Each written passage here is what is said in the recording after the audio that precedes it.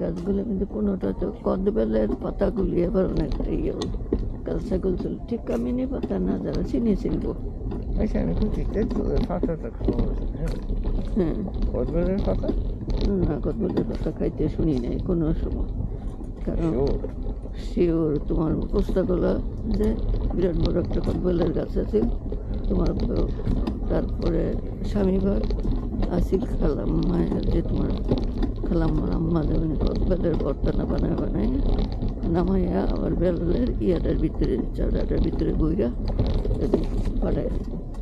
এই যে এই যে এখানে দেখছো এটা, এটাও যে জ্বলন্ত পাবক শিখা প্রেমের নিগর করি পারিনি চরণে সাদে কি ফল লোভিলি জ্বলন্ত পাবক শিখা লোভে তুই কালো ফাঁদে উড়িয়া পড়িলি।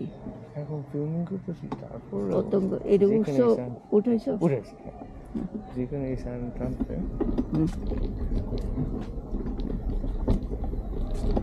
মাইকেল মধুসূদন দত্ত ছিল না রাজনারায়ণ দত্তের একমাত্র ছেলে।